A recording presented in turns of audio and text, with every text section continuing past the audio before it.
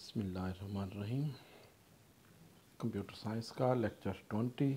इसमें हमने SDLC और उसके फेजेस के हवाले से डिटेल में हमने पढ़ना है। इसमें प्रीवियस लेक्चर में हम SDLC का थोड़ा सा इंट्रोडक्शन हमने किया था, तो इस लेक्चर में हम डिटेल से देखते हैं। पहले तो वही इसमें जो डेफिनेशन थी SDLC की, वही डेफिनेशन कि SDLC stand for system development life cycle. It is a set of different steps that are performed to develop a system.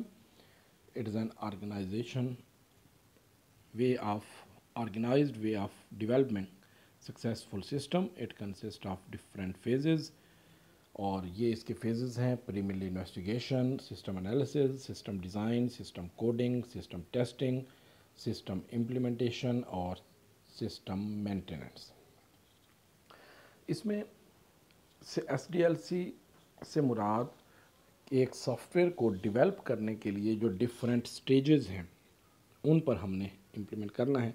आपने एग्जांपल ये जहन में रखनी है कि जैसे एक कॉलेज का एक सॉफ्टवेयर हम डेवलप करना चाह रहे हैं, तो कॉलेज की इंतज़ामिया किसी सॉफ्टवेयर हाउस से, किसी एक पर्सन से या सॉफ्टवेयर हाउस से कंसल्ट करती है कि हमें स्टूडेंट्स के रिकॉर्ड को मैनेज करने के लिए एक सॉफ्टवेयर को डेवलप करना है।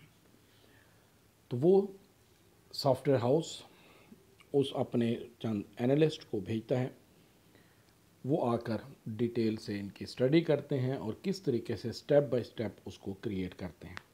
प्रीवियस लेक्चर में बताया था कि हर फेज़ में 2 जर्नल इंफॉर्मेशन तमाम फेज़ के अंदर होती है कि एक तो हर फेज़ में कॉस्ट कितनी होगी और उसके अलावा उसमें टाइम कितना कंज्यूम होगा, ताकि वो इस तरह डिवाइड करते हैं ताकि जितना भी हम सॉफ्टवेयर का हमने तय किया है अमाउंट, उसके अंदर सॉफ्टवेयर कंप्लीट हो जाए और आखिर में कुछ उनको सेविंग भी हो सके। किसी एक फ़ेज़ में अगर कम टाइम अगर एक्स्ट्रा टाइम कंज्यूम होता है तो वो दूसरे फ़ेज़ में टाइम और कॉस्ट को वो मैनेज करते हैं ताकि ड्यू टाइम पर जो टाइम उन्होंने फ़िक्स किया होगा उसी टाइम के अंदर अंदर सॉफ्टवेयर जो है वो कंप्लीट होकर मिल जाए। बाहर के ममालिक में अगर कोई सॉफ्टवेयर डेवलपमेंट में के हवाले से जो टाइम और कॉस्ट दी जाती है तो उसी टाइम पर ही सॉफ्टवेयर उनको सबमिट करना होता है, इम्प्लीमेंट करना होता है। अगर वो उससे डिले हो तो इसमें उस सॉफ्टवेयर हाउस पर कुछ चार्जेस या हर्जाना कोई भी इस हवाले से फ़ाइन की शक्ल में हो सकता है। तो सॉफ्टवेयर हाउस कोशिश करता है कि जो हमने टाइम बताया है उसी टाइम के दौरान ही सॉफ्टवेयर दिया जाए। तो सॉफ्टवेयर के लिए डिफरेंट स्टेजेस में उसको डिवाइड करते हैं ताकि उन्हें सॉफ्टवेयर ये भी बताना आसान हो जाए कि अगर वो ऑर्गेनाइजेशन पूछती है कि कितना काम हो चुका है तो वो उनको बता सकें इतने स्टेजेस हो चुके हैं, इतना टाइम और ये जो है टाइम कंज्यूम हो चुका है, इतने स्टेजेस हो चुके हैं, बाकी इतना टाइम, इतने स्टेजेस बाकी कंप्लीट होनी है। तो इसमें ये जो है SDLC या सिस्टम डेवलपमेंट लाइफ साइकिल इसमें स्टार्ट करते हैं। तो इसमें ये डेफिनेशन और ये स्टेजेस के अलावा इसमें जो इमेज है ये भी आपने इसी तरह इसमें बनाना होगा। साथ में ये लॉन्ग क्वेश्चन में के अंदर तमाम वही स्टेजेस हैं जो प्रीवियस आप देख चुके हैं कि इस इमेज की फॉर्मेट में भी आप उन स्टेजेस को इस तरीके से बनाएंगे। तो इसमें प्रीलिमिनरी इन्वेस्टिगेशन है, सिस्टम एनालिसिस है, सिस्टम डिज़ाइन है, सिस्टम कोडिंग है, सिस्टम टेस्टिंग है और system implementation and system maintenance. तो पहला फेज़ इसके अंदर आ जाता है प्रीलिमिनरी इन्वेस्टिगेशन। प्रीलिमिनरी इन्वेस्टिगेशन से मुराद क्या है?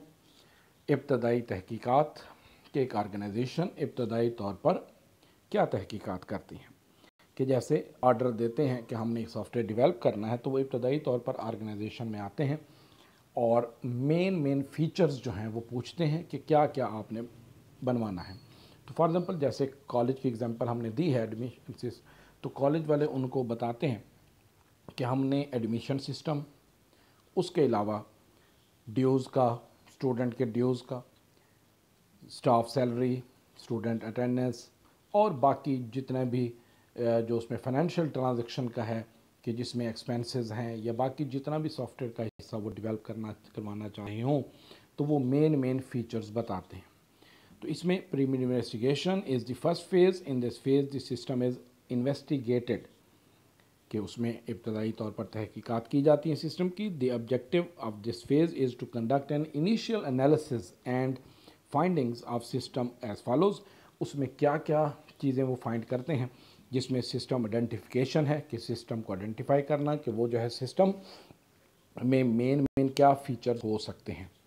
सेकंड इसमें आ जाता है सिस्टम स्कोप, कि सिस्टम का को देखा जाता है कि हमारे लिए सिस्टम जो है वो बनाना फिजिबल है या नहीं है। उसकी फिजिबिलिटी रिपोर्ट बनाई जाती है कि उसमें उसको पॉलिटिकली तौर पर या फाइनेंशियली तौर पर देखा जाता है कि ये हमारे लिए सूटेबल है या नहीं है, उसकी लिमिटेशन देखी जाती है। अल्टरनेट सोल्यूशन, कि उनको ये बताया जाता है कि आप इस सॉफ्टवेयर में या इस सॉफ्टवेयर में उसको डेवलप करा लें, क्योंकि सॉफ्टवेयर की जो सजेशन है ये उस इंस्टीट्यूट को इतना पता नहीं होगा कि किस सॉफ्टवेयर में, किस लैंग्वेज में, किस डेटाबेस में इसको डेवलप करना है।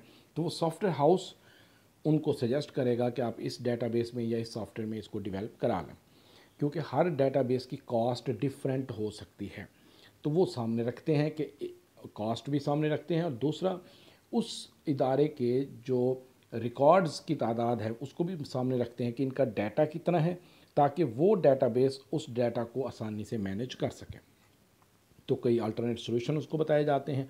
फिजिबिलिटी स्टडी, कि वही फाइनेंशियल स्टडी की जाती है कि इतना पैसे इसमें लगेंगे, इतना टाइम ड्यूरेशन होगा, और सारा उसमें बताया जाता है।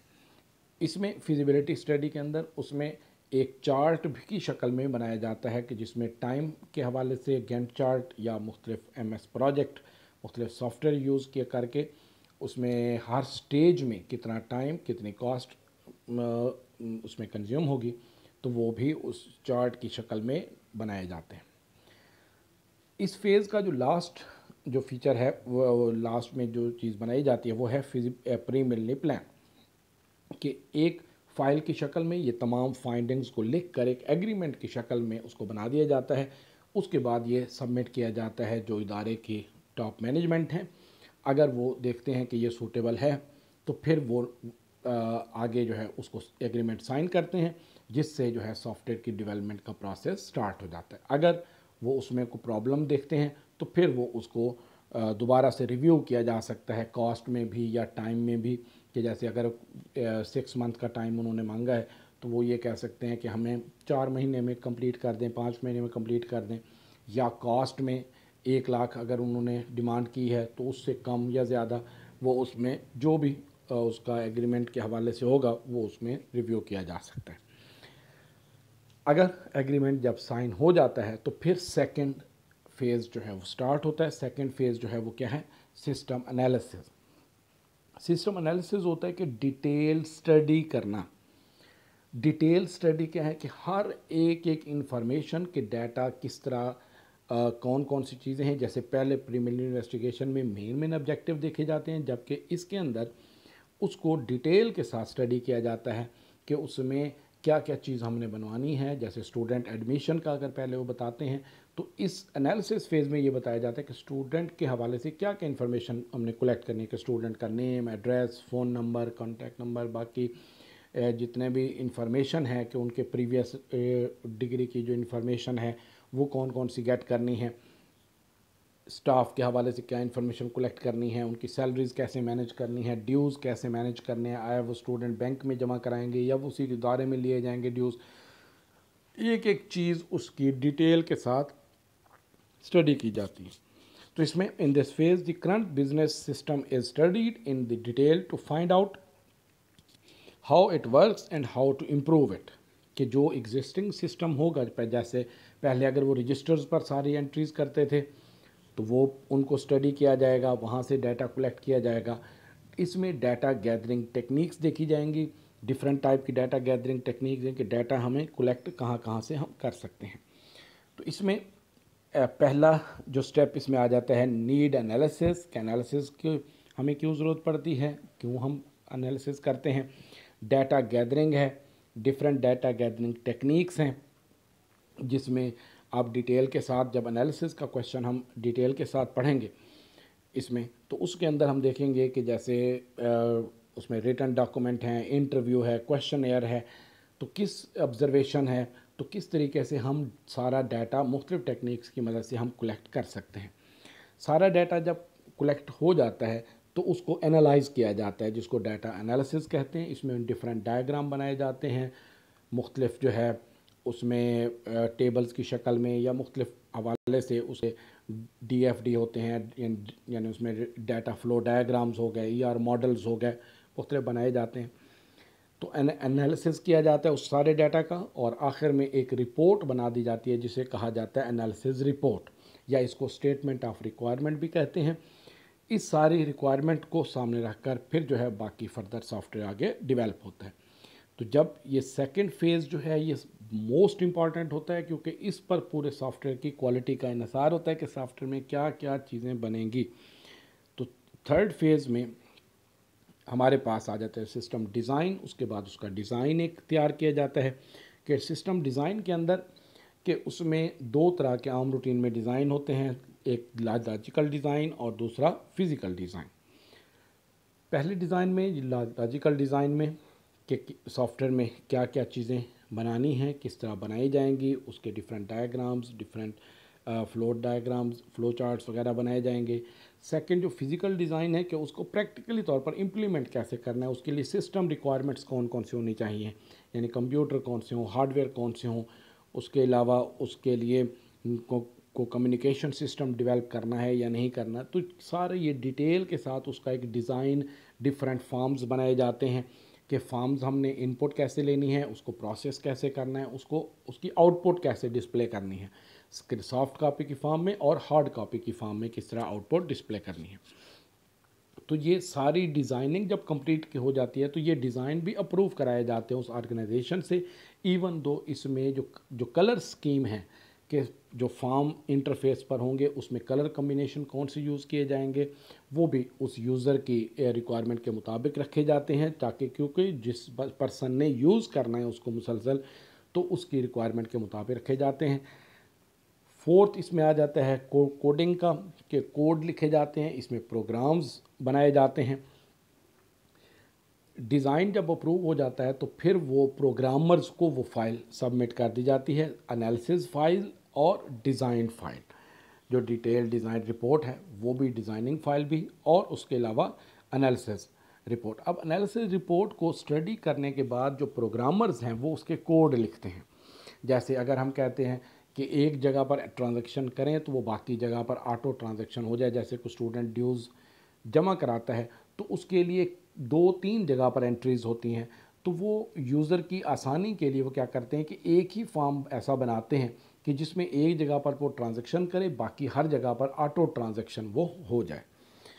तो उसके लिए डिफरेंट प्रोग्रामिंग की जाती है कि एक ऐसे बटन बना दिए जाते हैं कि एक बटन पर क्लिक करें तो वो सारे मुख्तलिफ एक्शन परफॉर्म कर सकें। तो इसमें this phase consist of writing programs for the system. Single programmer और team of programmer develop the system using different tools. This phase requires a lot of time, effort and budget to develop the computer system. इसमें एक programmer भी हो सकता है, एक से ज़्यादा भी हो सकते हैं। जब सारे ये कोड लिख लिए जाते हैं तो उसकी जब तक टेस्टिंग ना की जाए उस वक्त तक उनको सबमिट आगे नहीं किया जाता। टेस्टिंग में दो तरह की टेस्टिंग होती है, यूनिट टेस्टिंग और सिस्टम टेस्टिंग, यानी अलग अलग फॉर्म को टेस्ट किया जाता है, फिर उसके बाद उसको कंप्लीट टेस्टिंग होती है, यानी तमाम पूरे सॉफ्टवेयर को एज ए होल टेस्ट किया जाता है। तो टेस्टिंग में डाटा जो यूज़ किया जाता है वो भी दो तरह से, एक होता है सैम्पल डाटा या डमी डाटा, और एक होता है हमारे पास ओरिजिनल डाटा, कि किसी एक क्लास का, दो क्लासेस का वो डाटा उस ऑर्गेनाइजेशन से मांगते हैं, फिर उसको पहले यूनिट टेस्टिंग में डमी डाटा से टेस्ट किया जाता है, फिर जब एज ए होल सॉफ्टवेयर को टेस्ट किया जाता है तो एक क्लास, दो क्लासेस का डाटा उस ऑर्गेनाइजेशन से गेट किया जाता है, उसको सॉफ्टवेयर में पुट करके देखा जाता है कि सॉफ्टवेयर हमारे पास जो है वो प्रॉपरली वर्क कर रहा है या नहीं कर रहा, ताकि मैक्सिमम एरर्स इसी पॉइंट पर उसको रिमूव कर लिए जाते हैं। तो टेस्टिंग जब कंप्लीट हो जाती है तो फिर 6 में इम्प्लीमेंटेशन का आता है। इम्प्लीमेंटेशन से मुराद क्या होता है कि सॉफ्टवेयर को उस ऑर्गेनाइजेशन में जाकर इंस्टॉल करना। इंस्टॉलेशन का जो प्रोसेस है उसमें मुख्तलिफ़ किस्म का मेथड इसमें यूज़ किया जा सकता है। तो implementation consist of installing the hardware, software and files. A system can be implemented after it has been tested, कि जब उसको टेस्ट किया जाता है तो इम्प्लीमेंट किया जाता है। It is also called system conversion.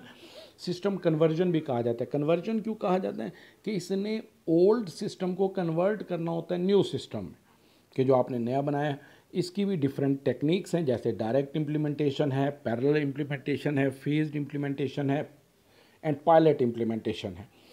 यानी मुख्तलिफ मेथड्स हैं इम्प्लीमेंट करने के। इम्प्लीमेंट से मुराद कि वहाँ पर जाकर उस सॉफ्टवेयर को उनके कंप्यूटर्स पर इंस्टॉल करना ताकि वो उसकी ट्रांजैक्शन स्टार्ट कर सकें। तो उस मेथड्स में जो तरीक़ाकार यूज़ किया जाता है, ये 4 मेथड जो इसमें मेंशन है, तो जो उसमें सूटेबल होगा मेथड वो चूज़ किया जाता है। इसको फर्दर आगे हम जब डिटेल में हम इस पॉइंट्स को हम स्टडी करेंगे तो उस वक्त हम डिस्कस करेंगे। तो ये इम्प्लीमेंटेशन जब कंप्लीट हो जाता है, वहाँ पर जो सॉफ्टवेयर वो रन कर दिया जाता है, तो फिर 7 जो फेज़ है ये ऑन गोइंग फेज़ होता है। इसे कहा जाता है सिस्टम मेंटेनेंस। सिस्टम मेंटेनेंस को ऑन गोइंग इस वजह से कहा जाता है कि सिस्टम की जो मेंटेनेंस है वो 2 तरह से होती है। एक तो सिस्टम को इम्प्रूव करना, दूसरा जो उसके अंदर एग्जिस्टिंग सिस्टम के अंदर एरर्स आते हैं उनको रिमूव करना। तो maintenance is a process of checking the working of the system. It is a very important to ensure that system is fulfilling the objectives. Some measures में be taken to improve the system. Maintenance include the following activities. ये 3 activities आती हैं। पहले क्या होता है, correction the problems in the system, कि अगर कोई उस सिस्टम के अंदर कोई प्रॉब्लम है तो उसको करेक्ट किया जाए। दूसरा, updating the system to fulfil new requirements, new requirements को अपडेट करना, यानी जो सिस्टम की रिक्वायरमेंट्स होंगी फर्दर उसको हम किस तरीके से अपडेट कर सकते हैं। Improve the working of the system, या सिस्टम की जो वर्किंग है उसको इम्प्रूव कैसे हम कर सकते हैं फर्दर। तो इनको पॉइंट्स को फर्दर आगे हम डिटेल के साथ भी डिस्कस करेंगे। लॉन्ग क्वेश्चन में अगर ये SDLC एंड इट्स कंपोनेंट्स आ जाए या इट्स स्टेजेस आ जाए, तो उसमें आपने ये 7 स्टेजेस को, इन पॉइंट्स के नाम आपने लिख देने हैं और फर्दर आपने इसी तरह इसको डिस्क्राइब करना है। अगर इस क्वेश्चन में से 2 पॉइंट ऐसे हैं जो अलग से लॉन्ग क्वेश्चन में आ सकते हैं, जिसमें एनालिसिस फेज़ है या फिर डिज़ाइन फेज़ है, तो इस तीनों को 2 पॉइंट को फर्दर हम आगे और बाकी पॉइंट्स को भी डिटेल के साथ हम डिस्कस करेंगे। क्योंकि इसमें जैसे ये इम्प्लीमेंटेशन का है तो इसमें जो 4 पॉइंट्स हैं ये डेफिनेशन में अलग अलग पॉइंट्स भी आ सकते हैं। तो इसको भी क्वेश्चन को हम आगे 1-2 लेक्चर्स के अंदर हम फर्दर डिस्कस करेंगे।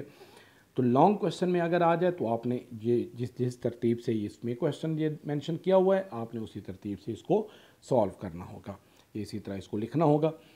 तो इसमें नेक्स्ट लेक्चर में फिर आगे हम इसको फर्दर डिटेल के साथ स्टडी करेंगे। तो अल्लाह हाफिज़।